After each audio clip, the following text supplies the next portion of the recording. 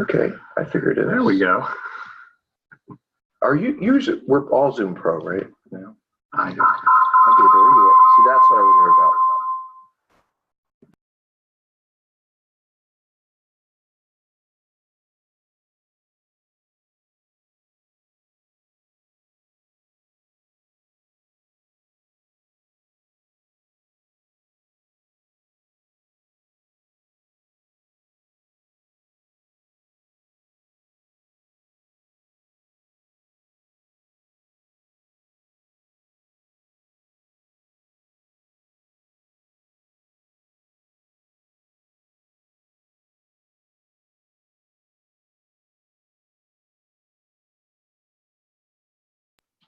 Hello, everybody. We'll get started in 7 minutes. We're just playing around technically here.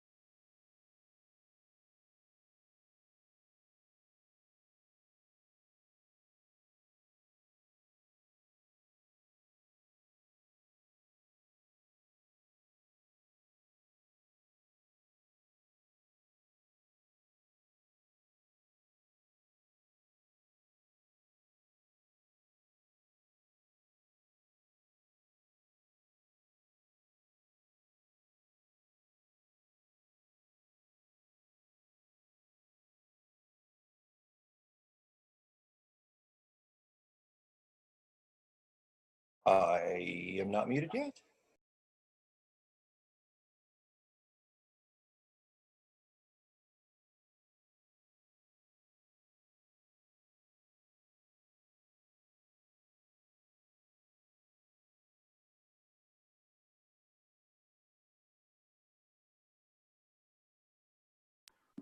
Hi, everybody. We're doing our webinar. Rob and I are in the same place tonight, which is a little unusual for us. We may have some sound issues as we go along. So we're just going to apologize in advance if we get reverberation and feedback. And we'll start in 5 minutes. We'll see you soon.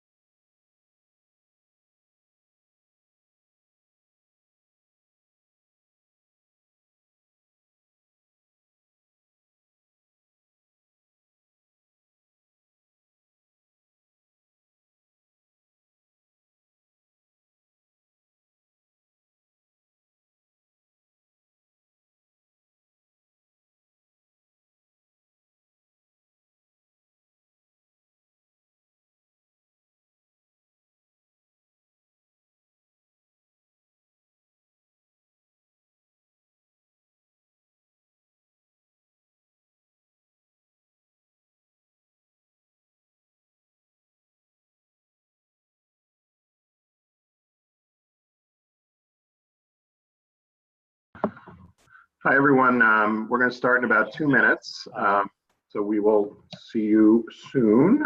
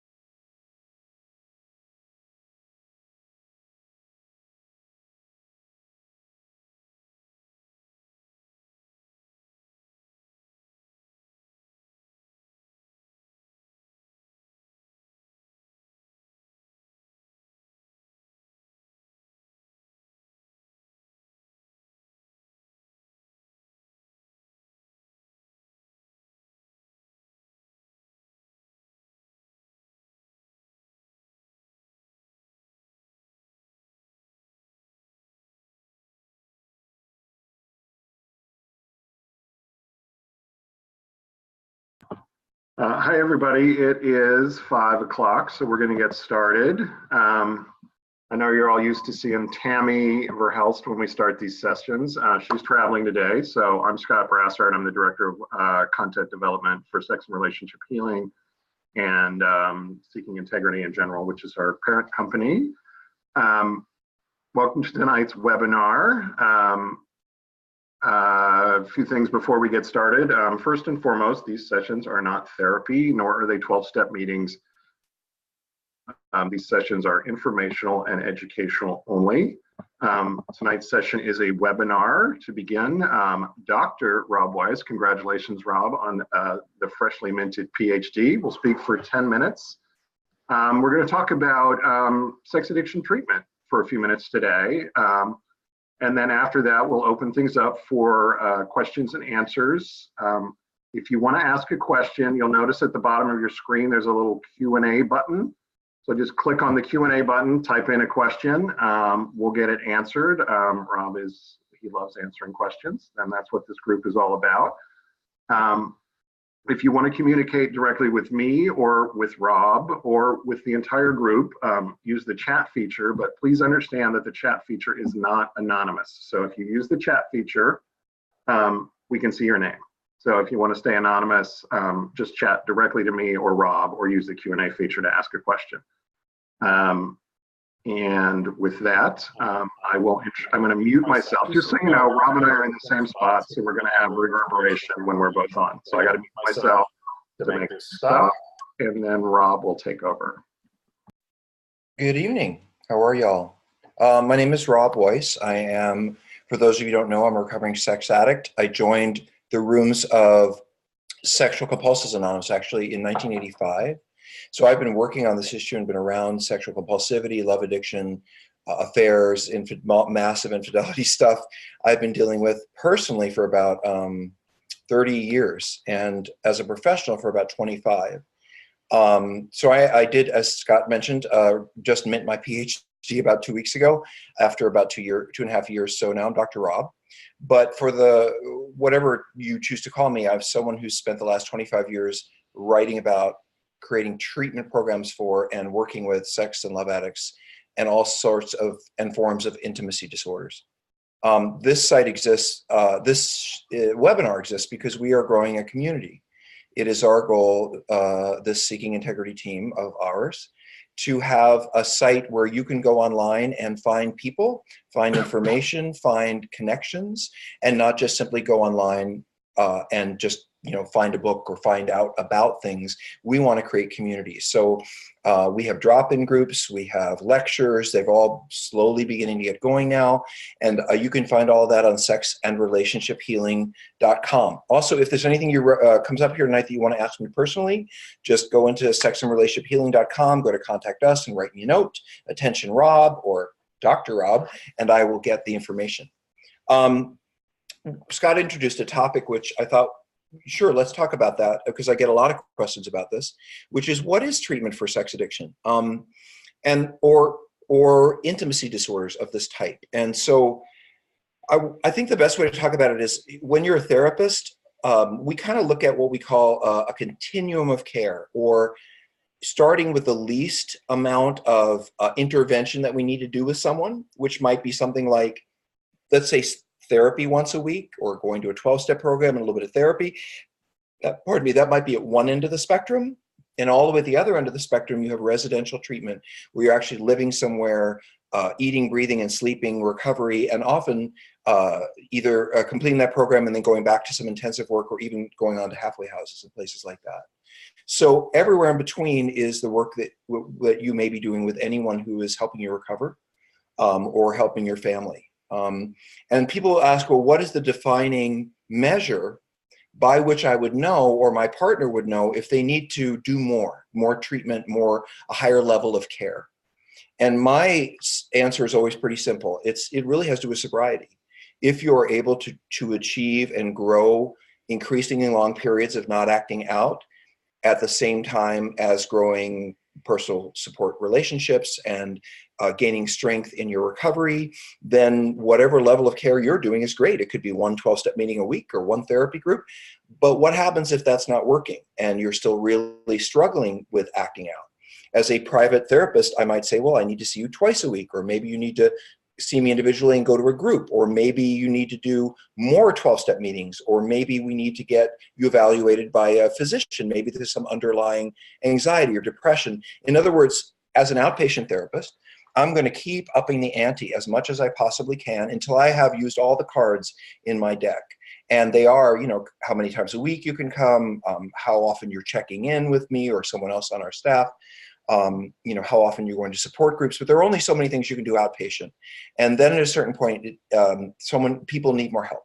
So if sobriety is not really forthcoming over, I would say, a couple of months of doing some work outpatient, some people consider doing an intensive or a workshop, and that would be the next level up, where you're going somewhere for a few days or a week or two, and you are intensively engaged in working on this issue with a bunch of peers.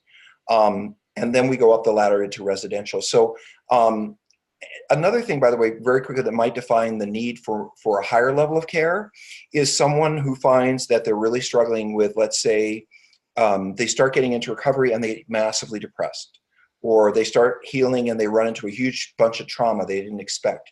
In other words, when other issues start coming in that are either clearly need to be dealt with or might in some way be interfering with the recovery process, we would look at how to handle that, at what level of care that might be necessary. In my business, we always try to offer the least to people to try to get them better. So if you can get better on one session a week and one meeting a week, great. But if you need more, we're going to encourage more, because whatever it takes for you to really get some traction on that road to healing is what we're looking for. So that's a little bit about treatment. How was that, Scott? Thanks, Rob. I would add just a teeny bit about my personal experience. I came into recovery in 2000. I'm a recovering sex addict. That's the centerpiece on my dining room table. And my therapist, I was having a tough time telling the truth. I was having a tough time getting sober. I was having a tough time admitting that I had a problem. And my therapist recommended a higher level of care for me, which helped break through a lot of my denial. But he tried everything he could to do it at a lower level of care and to save me money and everything like. And Rob has always preached that, which I think says something about his character as a human and a therapist. Rob, I noticed we have some questions, so Great. If you want to take some, I'll turn it back up. Let me just remind everyone that if you want to ask questions, load them up in the Q&A. That's the only place we'll answer questions from, is the Q&A. But if you want to give a general comment to the room or to one of us, write it in the chat and we will check it out. So Scott, did you have a question for me?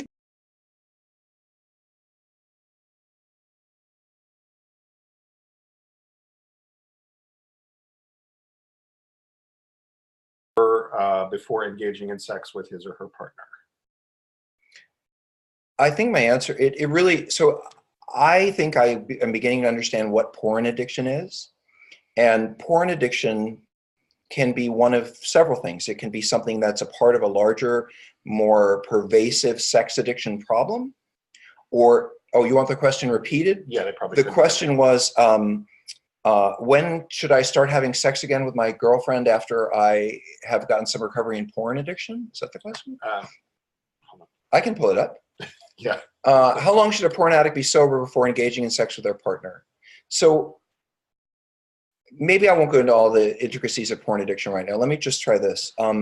For any of us who have cheated on a partner, let them down, hurt them, whether it's by viewing porn in a way that interfered with our relationship, made them doubt themselves, or maybe we lied to them about it, or even full-on sex addiction where there's been affairs and acting out. If you have hurt your partner, in many ways, I really think it's up to them to begin to think about when they feel safe enough to be sexual. So the reasons for being sexual, which are not so important in everyday life, are very important in this work. So if I were talking to your girlfriend, and I don't know if you're a guy or not, but I assume you are, what I would say to her is, my belief about having sex with people in recovery is have sex with people you trust. Why would you have sex with someone you don't trust? So when your partner, male or female, whoever it is, he or she feels safe with you, feels like you're being honest with them, feels like that the truth is out, that they see you on a road to recovery, and they are feeling more trusting of you, it might be time for you guys to begin to initiate sex. But let me tell you what sex is. Sex is not necessarily intercourse. You know, I would not start with a partner, especially after cheating and all that stuff, with sex. I would start with deep, long conversations, holding hands, going to the movies. In other words, I wouldn't start with sex. I would start with dating. And I don't care if you've been married 20 years or you've been together for a year or two and this all came out. You guys need to get to know each other again with you in sobriety and with you not having any secrets. And it's almost like a reconnecting process that you have to go through after the cheating, the infidelity, or the hurt. So there's two pieces of this. One, your partner, in my opinion, sometimes partners will want to have sex with us, sex addicts, because they feel like they can nail us down, like we won't go act out anymore if we have a lot of sex with them. To having sex with us to get us to not act out is not a good reason to have sex with someone. I don't think my partner should have sex with me in the hope that if they have a lot of sex with me, I won't act out, because I'll act out anyway if that's what I'm going to do. A partner should be sexual with me when they are feeling trusting, when they are feeling safe, when they are feeling like I'm doing the things I said I was going to do to get better. And on the other side of it, our side, I wouldn't initiate sex per se right away. What I would initiate is intimacy, connection, holding, touching, communication. You might be 6 weeks from sex, but you can do an awful lot of hand holding, kissing, hugging, a lot of things you can do, all the way testing with your partner. How do you feel right now? We're holding hands. How do you feel now? We're kissing. Really checking out with them, because it's not unusual for a betrayed partner to go a little bit along into being loving with you and then want to pull back because they feel scared. So it's a great question, and it's a process, and it's a little bit different for every couple. So we got a couple more questions. Sorry, Scott.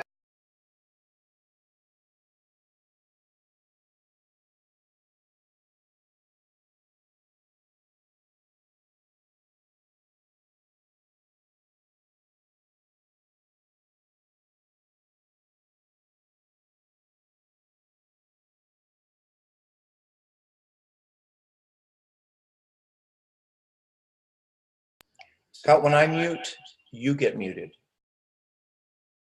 They can't hear you talking at all. That's why they need you to ask your questions.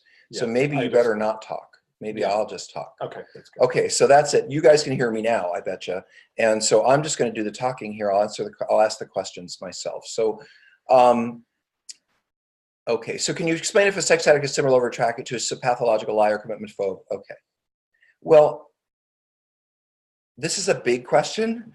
So let me try to break it down a little bit. Sex addiction in particular is really about people who do not have the internal emotional strength to tolerate difficult circumstances. So for a sex addict, sex is about escape or about emotionally spacing out or disappearing. It's not even so much about sex as it is about the emotional escape, much like some people drink. So, and think about it this way, and this is a really good thing to think about. I have worked with heroin addicts who might have used their kids' college fund when they were using to buy heroin, But when sober, they might work 3 jobs to pay that college fund back. In other words, every addict in the full-on presentation of their addiction looks narcissistic and sociopathic because they don't care about anyone or anything except getting to their drug or behavior of choice. That's not really true for people who cheat necessarily. There are people who cheat because they're narcissistic. There are people who cheat because they need that constant validation and they want to make sure maybe they don't feel attracted. They want other people, a lot of validation, a lot of making me feel important. But people who cheat are not necessarily in a repetitive pattern that repeats over and over and over again. In sex addicts, the word addiction over and over and over again. So, you know, someone often says to me, well, what's the difference between someone who has an affair and a sex addict? Someone who has an affair is kind of an asshole. Someone who is a sex addict is kind of broken. And here's a different way of thinking about cheating. I think about cheating in general in non-sex addicts as being immature. It's immature to go off and do something on your own that you know might hurt someone else, but you're going to do it anyway because you want to do it, and you're going to do what you want to do, and let's hope they don't find out. That's like the kid stealing the cookie out of the cookie jar and hoping mommy doesn't find out. That's someone who's about 6. So when mature adults who are responsible for their behavior and accountable to their partnerships are less likely to see that kind of thing going on. So, but I think of cheating as being more like something that you can grow past, grow out of, learn from, and do differently. Addicts repeat their behaviors over and over and over again, no matter how bad things are or good things are, no matter how much they've learned or not learned, they're going to keep doing it over and over again. That's not necessarily true for, let's say, someone who's having an affair. That could be more circumstantial. My wife had a baby. She's not available to me sexually. Someone came on into the office. I decided to go for it. That's circumstantial, but not necessarily someone who is pathologically cheating or is a sex addict. So I don't have a great answer for that because it's a little bit of a broad question, but the question really is, why are they cheating? What does it mean to them? Okay, are sex addicts sorry about their behavior or just sorry they got caught? The answer is yes. I'm sorry. First of all, anyone who's caught doing something they don't want to be caught doing is going to feel sorry because they got caught. And I think that so here's the difference. I'll explain it to you in maybe a therapy way. Oftentimes when I would work with a man who said he felt really badly about, let's say, having sex with people outside his marriage and hurting his spouse and cheating, if he talks about it this way, and I'll give you an example, I'm not so sure he really gets what to me would be compassion for a partner. So if I have someone in my office who's saying, oh my gosh, I can't believe I cheated on her. I let her down. She's never going to look at me in the same way. She's never going to look up to me again. I don't want to be the guy who lets women down. And what if my kids find out? And how are they going to look at me? And that's someone who is feeling very badly for themselves. Meaning everything they say is, well, I don't want her to look at me that way. I don't want to feel this way. I don't want to be. That's all about that person. Compassion and empathy about how you've harmed someone looks like this. Wow, I can't imagine how hard it must be for her to come home and see me every night. I can't imagine what it's like for her to lie next to me knowing what I did. Compassion and empathy have to do with the other person. So part of how I gauge whether someone is really in the healing process or not is how they talk about their feelings about the people they've hurt. So let me see, did I answer that question? Yeah. Oh. Take the one right above it. Which, anonymous attendee? Yeah. Okay, this is a porn addict question. When a porn addict can't be intimate with a partner anymore, is there hope in sobriety to be able to be more intimate again? Can full intimacy be regained? Absolutely. So if you are a porn addict and you don't have a history of other sexual addictive behavior, it really is just the porn, and that has been your history, started at 14, 12, whatever, and now you're 25 or 30, and porn is a big problem, but you're not seeing prostitutes, you're not having affairs, you're not going to massage parlors, all that other stuff is not going on. Then once you take the porn away and you really start focusing on connection, relationship, fun in the world, joining teams, hiking, biking, physical activities, and being engaged with other people, what tends to happen for porn addicts is they don't really show that much interest in going back to the porn because they really start enjoying the connections they're having with people. And porn addicts tend to kind of get weaned off the porn and move toward relationship and connection. And then they don't seem to want to see prostitutes, have affairs. So porn addicts are conditioned to porn as a problem, but once you take the porn away and you infuse their lives with connection, they often will be able to put down the porn and join life, and then they just kind of move on. There are also the kind of sex addicts who are like me, who have early complex trauma and abuse, violence in the family, mental illness, alcoholism. And for those of us who grew up in such challenging circumstances, we will, if we put the porn down, we'll move on to the prostitute. If we put the prostitute down, we'll move on to the massage parlor. We are looking for that escape wherever we can find it.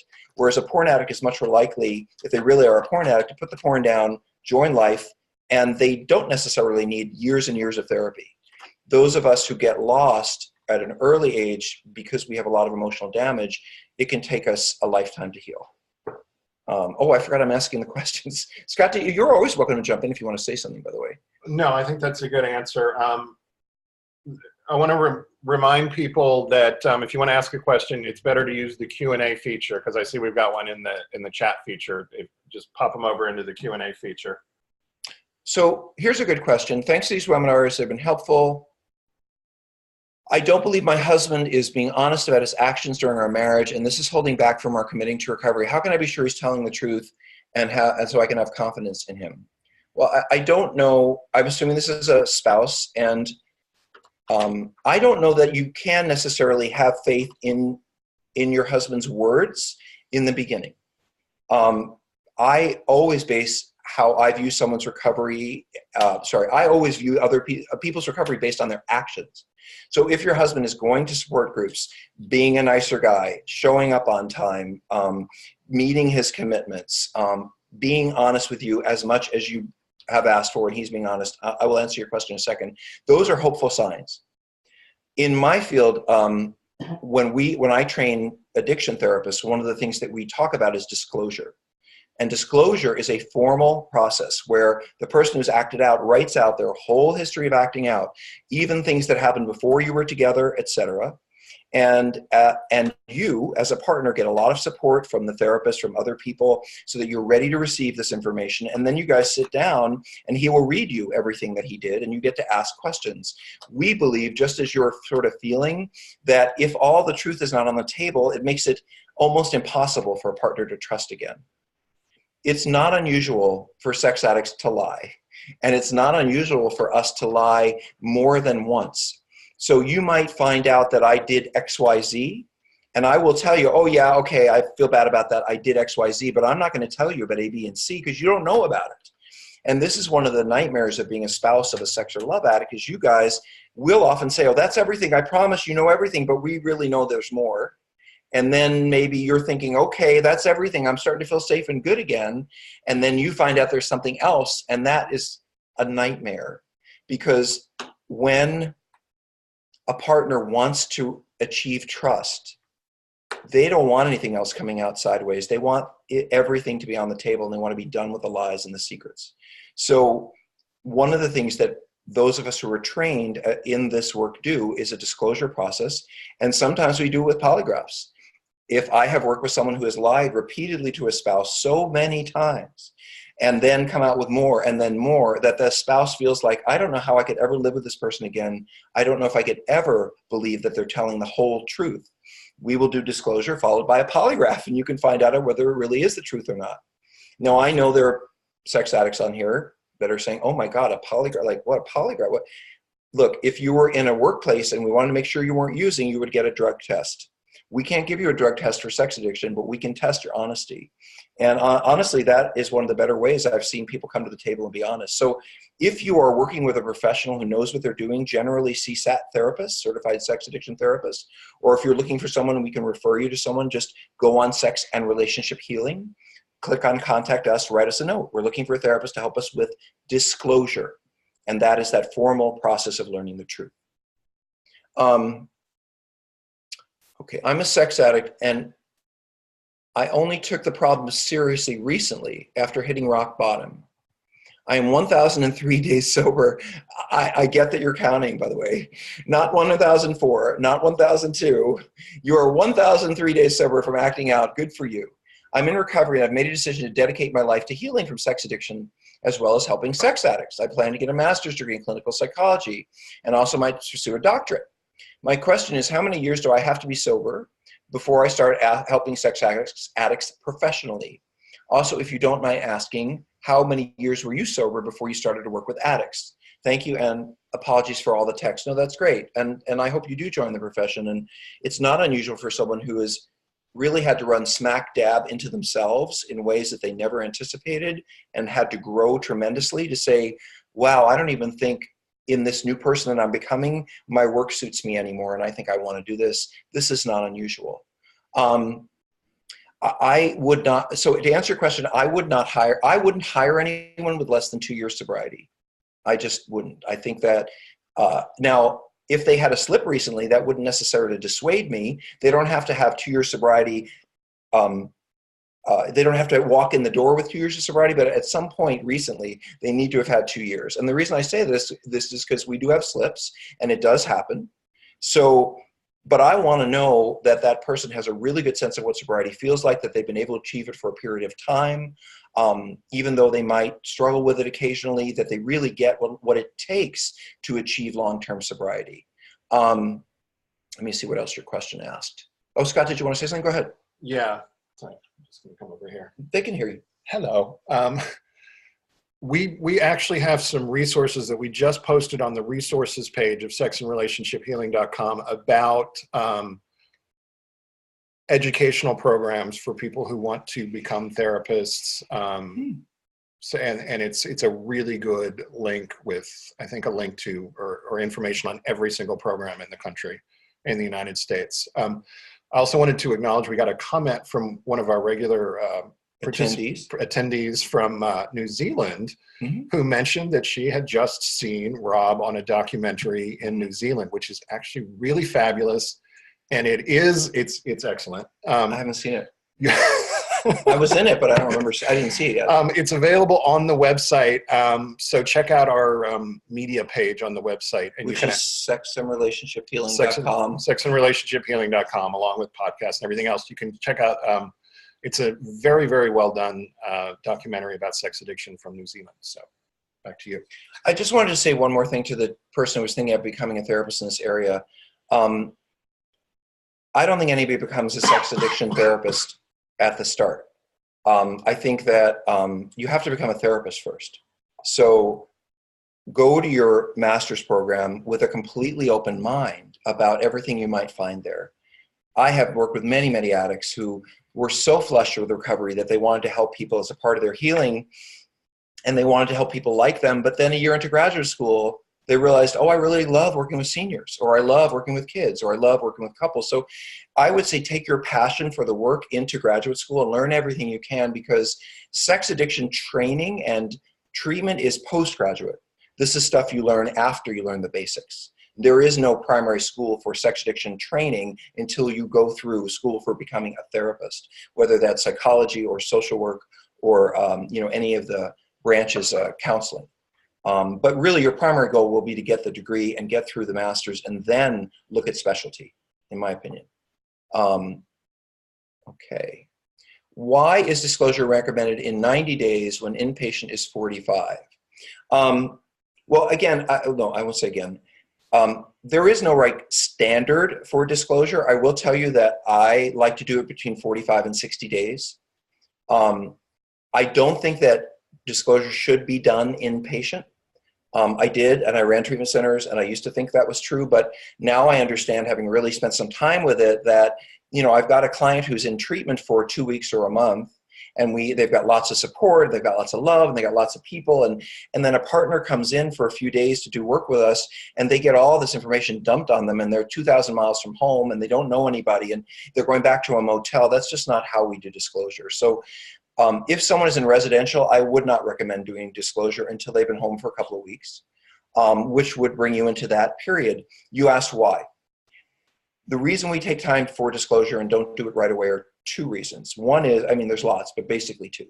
From the addict perspective, many of us don't remember when we acted out, where we acted out, how, we did it so often, or we tried to bury it, so that, that it takes a while for me as a therapist to sit with that person and say, what did you do this year? What did you do that year? What did you do when your baby was born? What did you do when you got that job? Really going through their whole history. It's not unusual for someone to not be in touch with as much acting out as there has been. So one of the reasons we do disclosure after a while and not at the beginning is because sometimes it takes, I don't want a partner to hear, oh yeah, I forgot this. I want them to hear the whole story, and I need to get it straight. The other piece about that from the addict perspective is I don't want someone going to you with a disclosure that sounds like, I'm really sorry, I really didn't mean it, I really love you. If I knew it was a sex act, I never would have done this to you. I don't want any of that in the disclosure. I want them to understand that they're simply giving you the information that you want to have to decide if you're going to continue your relationship or not, and in what way. From the partner's perspective, the reason that we take time is because you are not ready to hear this until, and you may feel like you are, but trust me, until you have support. I want you in a partner's group. I want you seeing your own therapist. I want to make plans for what you're going to do the day of disclosure, the night of disclosure, the next day. I want to make sure that you're safe. And I don't want you getting information that overwhelms you with no place to go. So we take the time to get the addict ready for a complete and clean disclosure. We take the time for the partners to get the support and the holding and the planning and the structure so that when you hear it, you are okay no matter what you hear. That's why. That's good, Scott, huh? I did good. That was a lot of good stuff. Thank you. Okay. What are your thoughts on Smart Recovery 12-step program? So for those of you who are not aware, a Smart Recovery is a secular 12-step program. So there's no higher power. There's no God as we understand him. None of that. It is simply I guess you'd call it a humanistic or a secular program. Listen, you want my opinion? I don't care what gets you there. If you get sober in community, among a group of peers, you get their support, you get their friendship, and you get the tools and techniques to help yourself stay sober and continue to grow. I don't care what path you take, faith-based, non-faith-based, 12-step, non-12-step. I know that if you're like in group therapy, you're going to run into a lot of people who go to 12-step meetings. And so it's nice to hang out with your peer group, and that's probably where they're going to be. But whether it's this kind of 12-step group or that kind of 12-step group. Now, I will say this, there are some programs that really have a lot of restrictions around what healthy sexuality is, and some that let you decide yourself. And I really believe that the best path is for us to choose what is healthy sexuality for us with the guidance of a therapist, a support person. And I would not want to go to a program where they say you have to be married to be sober or whatever their definition of sobriety is, because each one of us is different. But whatever gets you there to being the honest person with integrity that you want to be, pick your program, man. Just keep going. Just pick one and start going. Oh, you have 103 days sober, not 1,003. Okay, well, so you have a year and a half to go before I would hire you. But nonetheless, it'll take you a couple of years to get through grad school. So let's see. Is there a difference between a sex addict and someone with an intimacy disorder? A sex addict is someone with an intimacy disorder. Sex addiction is emblematic, symptomatic of an intimacy disorder. Sex addiction, love addiction, sexual avoidance, relationship avoidance, people who can't stay in relationship, all of these things, whether you're just hitting on a relationship for sex and running away, or you're choosing the same bad, wrong person over and over and over again, all of those are intimacy disordered problems. So sex addiction, to me, it's like under the umbrella of an intimacy disorder. And so if you're a sex addict, I guarantee you have an intimacy disorder, if that helps. I forgot I'm asking and answering the questions. That's hard. What is the best first action when a porn addict relapses? What is the best prevention from relapse? Those are two different questions, but let me answer them both. What's the best first action when a porn addict relapses? Pick up the phone and call somebody who is in your program, who understands your stuff, and say, wow, this just happened, and I don't want it to happen again.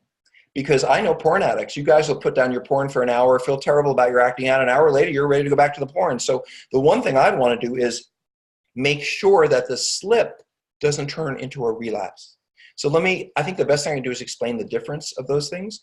To me, a slip, and that people have them. I'm not making excuses, I'm not encouraging it, but people don't always have perfect recovery. A slip is a return to unintended behavior one time, and then I immediately come back and I own my behavior. I tell people what happened. I tell my partner, I tell my sponsor, I tell my therapist, and I get direction on how to move forward. I don't hate myself. I don't wallow in it. I just move on with recovery.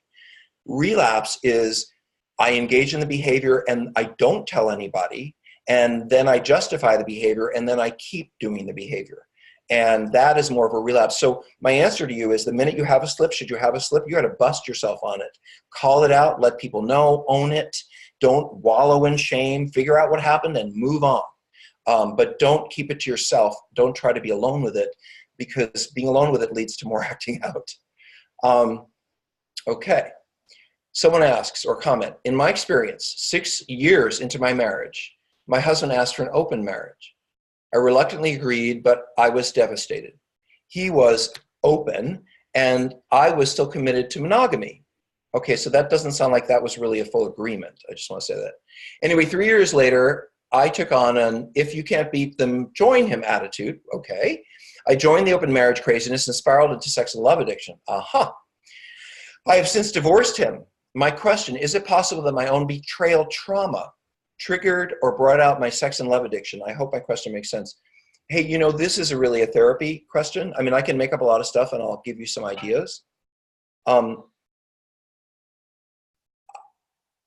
Abandonment, hurt, anger can lead to a lot of ugly things.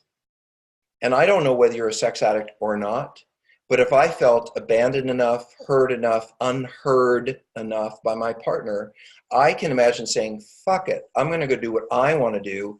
And then, and as a fuck you, I'm just having lots of sex and I'm with lots of people. And so, you know, I don't know whether you're a sexual love addict or not, but I can imagine a scenario where you're so angry, so hurt about what happened that you really played out that anger and hurt into your own acting out.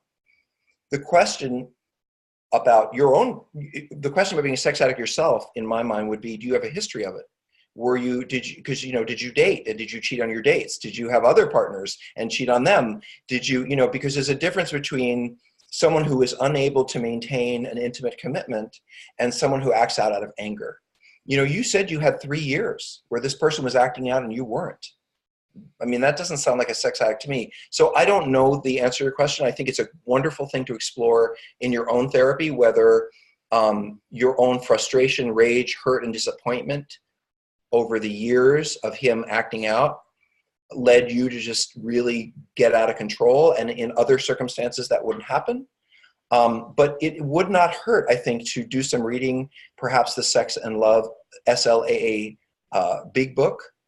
Take a look and see if you find yourself in there. Read Sex Addiction 101, see if you find yourself in there. And if you do see sex addiction in a pattern of consistent pattern for yourself, you're going to need to find some women to work on it with and get support. Did I answer that question, Scott? Yeah, I think so. So is it possible? Oh, yes, it's very possible. The answer to your question is very possible. By the way, I want to say something about open marriage since you brought that up. Let me tell you what an open marriage is. It is when you and I make an agreement that, in writing, that this is what is okay in our marriage. And it is very clear. For example, if we had an open marriage and I said, okay, I want to be able to have sex occasionally with people I don't know when I'm on the road, maybe a prostitute, maybe a stranger. I'll have safe sex. I'll never see them twice. I'll never communicate with them again. But occasionally I want to have recreational sex. And I'm not a sex addict. That can be negotiated in a relationship. And then a partner gets to say, well, this is what I want to do, or this is not what I want. An open marriage is not. He says, I want to open up our marriage. I'm going to go do this. And you say, I don't want to do that. And I'm not. That's not an open marriage. That's him cheating on you and you're knowing about it. An open marriage is when you both mutually decide to embrace a different way of living. And if that's not something you both mutually decide to do, then he's just cheating in front of you. And no wonder why you would run out and say, fuck you with my sex life leading ahead of you. So anyway, just some thoughts. I would add that there's no coercion. There's no, I'm going to leave you if you don't agree to this. I'm going to, you know. Right. An like open that. marriage is not like, well, if you don't go along with that, then I'm leaving. It's a discussion between two mature adults. And by the way, you know, open marriage is not something I would recommend just simply bringing it up to anyone in sexual recovery for a very long time. I'm not saying never, because I think there are people who really struggle with intimacy and sexuality with partners, and they simply will never have sex if they're only in a primary relationship. But this is an individual matter, not something for the group, really. Oh, I forgot. I got to look at the questions. I've been spoiled. After 1 year of treatment with a certified sex addiction therapist to get disclosure that was not honest, we did not use a polygraph. I'm not sure why not use poly for therapists to know disclosures, at least in part. I recommend that if a partner wants a polygraph, they can have a polygraph. You know, it's really up to the partner, but it is certainly important for the therapist to introduce it. Okay, this is a long question. Thank you much for the platform. You're welcome.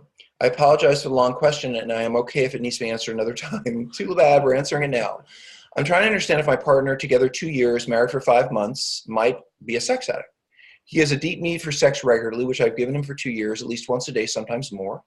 He also has a deep need for various fetishes and sex with other people, men and women, some porn, and to engage in threesomes. I know these are different from sex addiction, which I have allowed. I want to say something about that, but I'll come back to it. It was never anything I was naturally interested in, but I wanted to please him and I wanted to be happy and get his needs met. Whenever I said no, he would get sad and frustrated and needed to either please himself or be stimulated in some other way. My confusion comes when he said that sex is a part of love and his heart, and he has a lot of compassion and love and care in his life, and he needs sex to feel connection. Okay. I know how I want to answer this question. I think you're being manipulated. That's what I want to say. There's a difference between wanting to please someone you love and feeling used.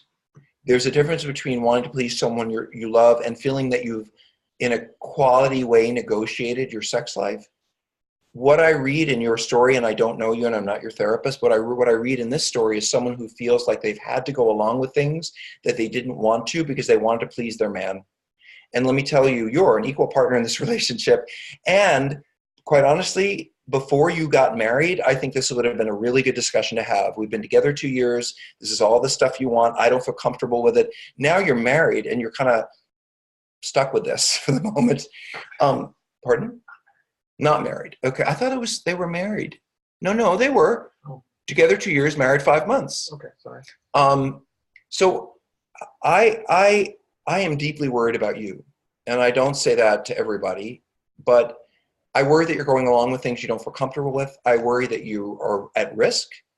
Are you asking your husband to use condoms because you don't know what kind of sex he's having or with whom or what kind, or if he's telling you? Or it feels to me like a very unsafe situation for you.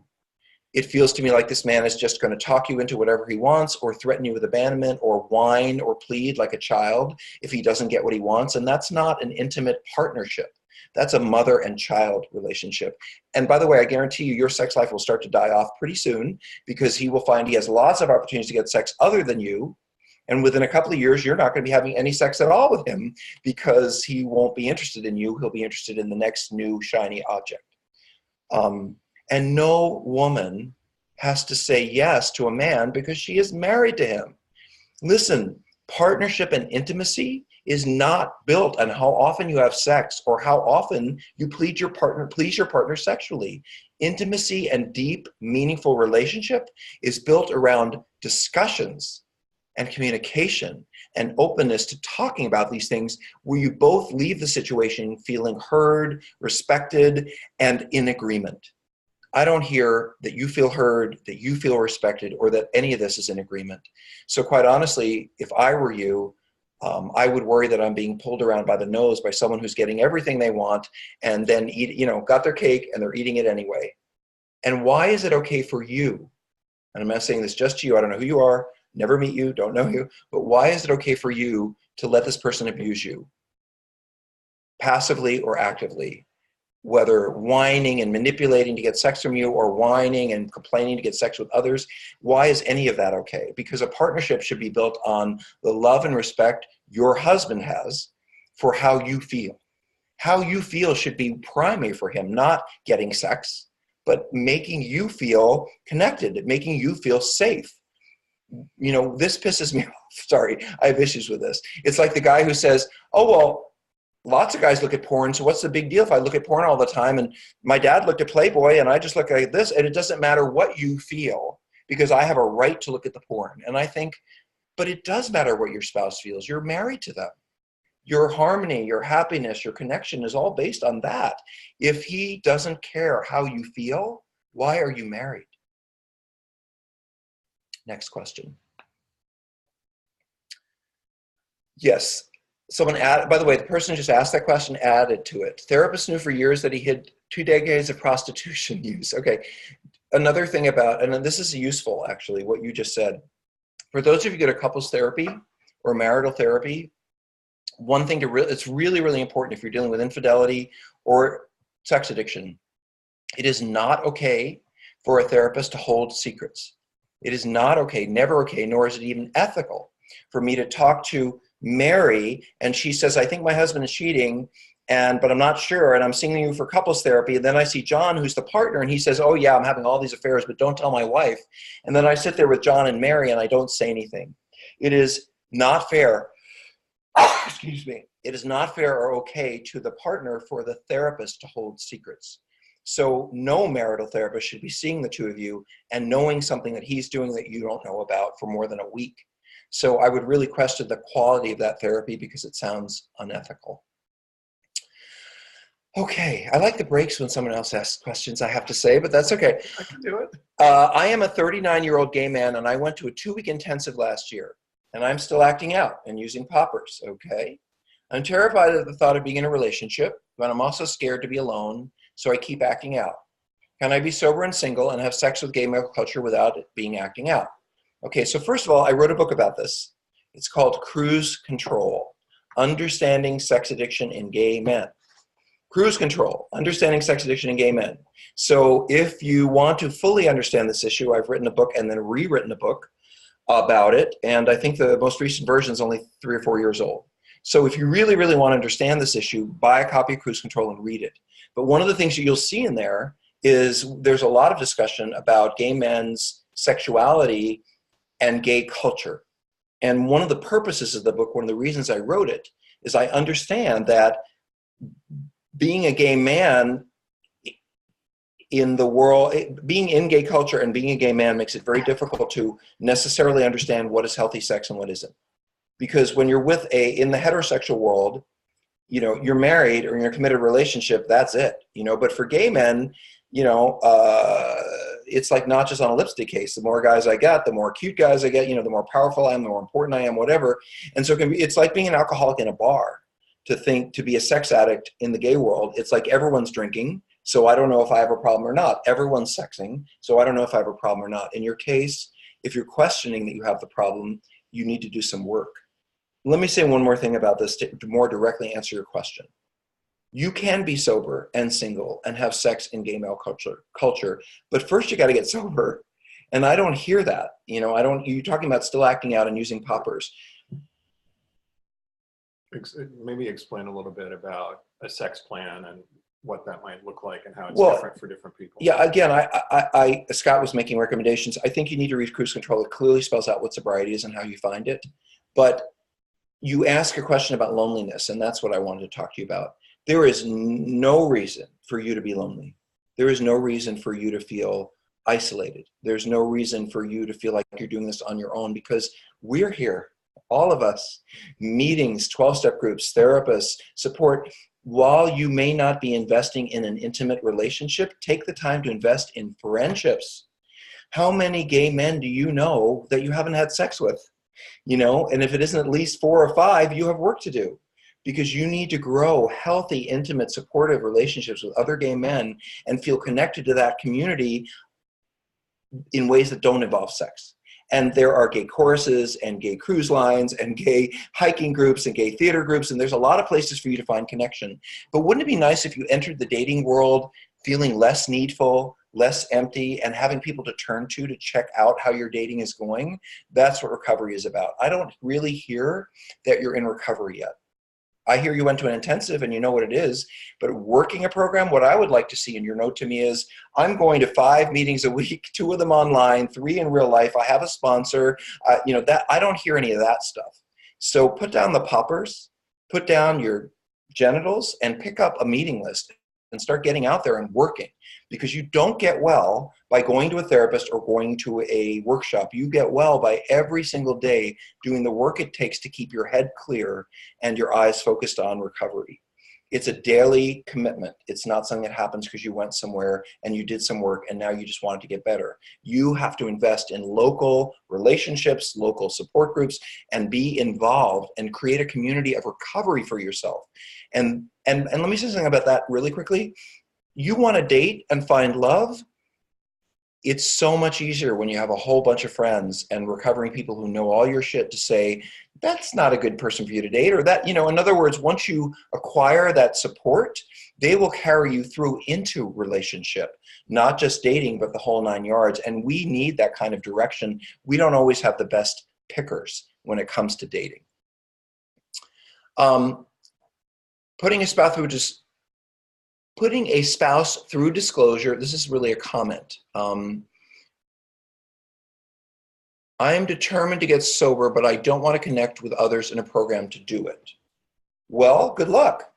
I don't think you have to connect with people in a program, but you do need to connect with people. Of all the jobs in life, recovering from an addiction is something that I've never seen someone do it by themselves. We need outside support. So however you choose to get that, you're going to need to get it. Scott, you had some feedback? Yeah, I'm going to turn my sound on. Okay, and I'm going to...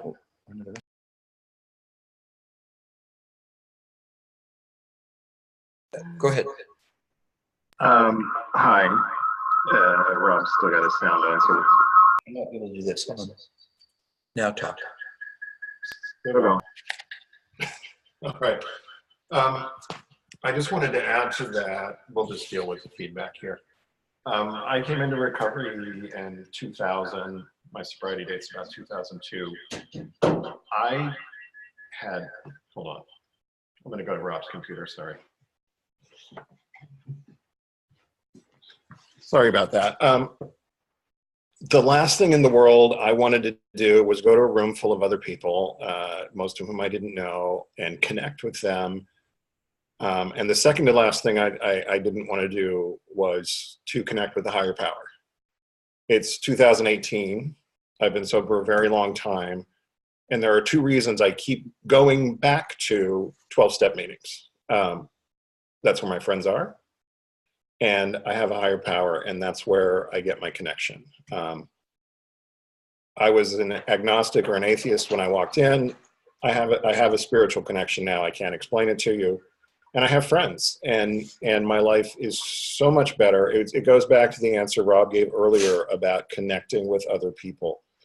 I couldn't stay sober alone. The first 2 years, I didn't connect with anybody. I didn't stay sober. As soon as I started connecting with people, I got sober and I stayed sober, and my life got better. Okay, I'm going to turn it back over to Rob. I have another comment about that. If you're someone, I don't know whether you're single or not, but for this anonymous attendee, this person who is determined to get sober, if you're single and you want to get beyond sober to dating or relationship, you're going to need help with that too. So as I said, just sobriety and using a group of people to help you with it is the starting point of those relationships. Many of us need guidelines around guides, people to guide us around relationship. I had a fight with my spouse. I call someone in my group and say, hey, we're fighting about this. What do you think? I mean, these can be lifelong support, not just around sexual recovery. My husband is in recovery, is the question. He's a sex addict, a porn addict, and is unfaithful. Okay. He's a sex addict. We get the rest. He's looking forward to when we can have sex and wants me to go along with playing roles before sex, just dressing up and looking like a Playboy bunny. I think this is just to keep his porn addiction alive. Should I go along with this? Well, I have a fairly simple answer for you. If you enjoy putting on Playboy bunny outfits and parading around to turn your husband on and it turns you on, go do it. If you feel that it makes you feel degraded and uncomfortable and it doesn't turn you on, don't do it. In other words, your question is very much posed on how does it affect his recovery? You don't have to worry about that. I mean, I understand that you are worried about it, but it's really his responsibility to watch out for his recovery.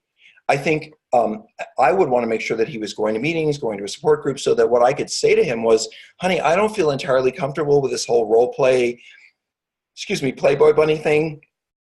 Can you talk to your sponsor? Can you talk to your therapist? Can you run this by a few people? Can you bring this up at a 12-step meeting? And if they think it's okay, I'll look at how I feel about it. But so I'm bringing you two messages. One is how you feel doing this is more important than what he wants. And number two, I can't say, because for some people, certain kinds of stimulation are healthy and for others, not.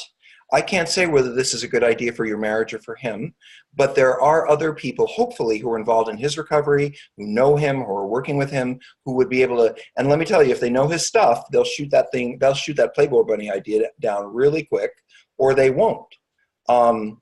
So, my questions are, how good of a program is he working? How much support does he have in asking the right questions of the right people?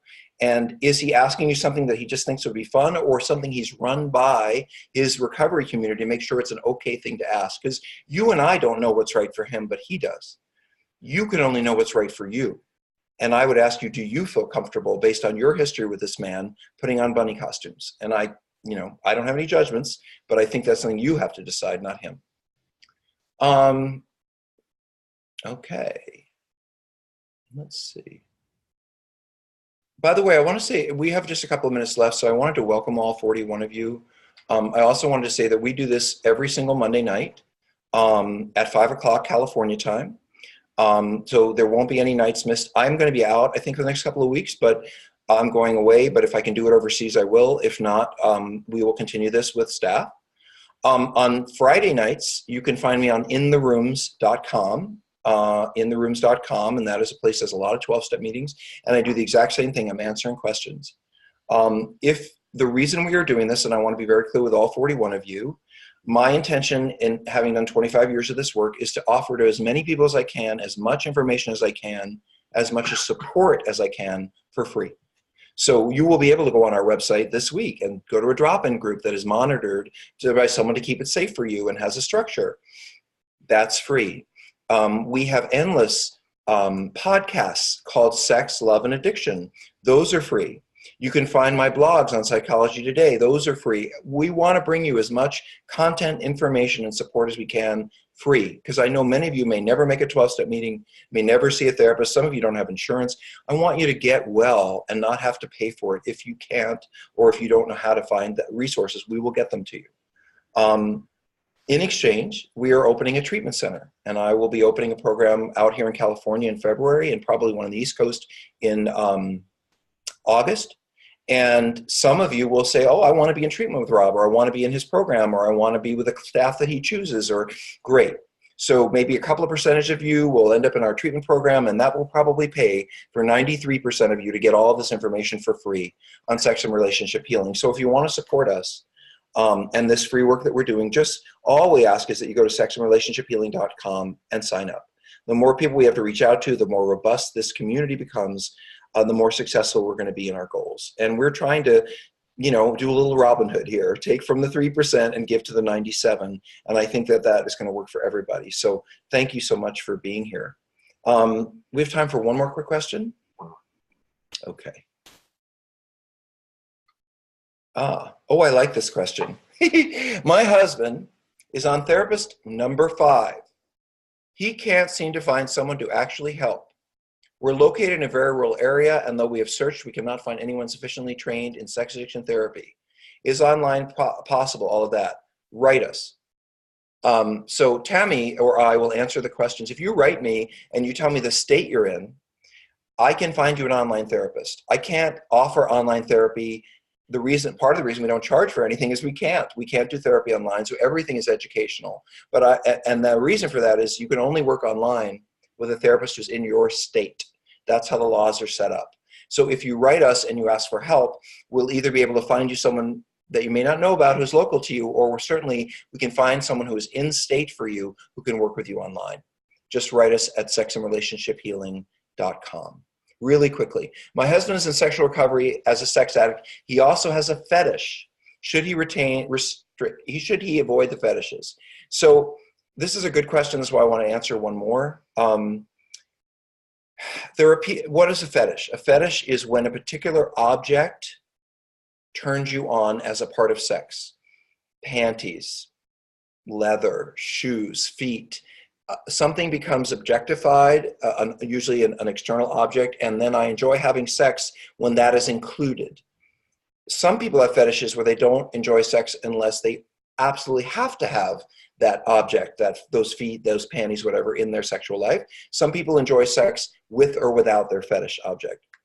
I don't know how driven your husband is by his fetish, but I can say that if you guys are comfortable playing that out, and he has talked about it in therapy, talked about it in his recovery, and he's clear that it's not going to trigger relapse for him, I say have at it. We want you to have a healthy, integrated, fun sex life.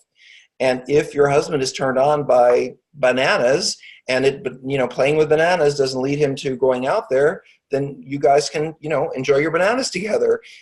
Recovery is not about eliminating behaviors, even those that are atypical, like a fetish, or off the beaten path, if you will, but it is about living without shame, living with integrity, not having secrets, and having a life that you both feel comfortable with.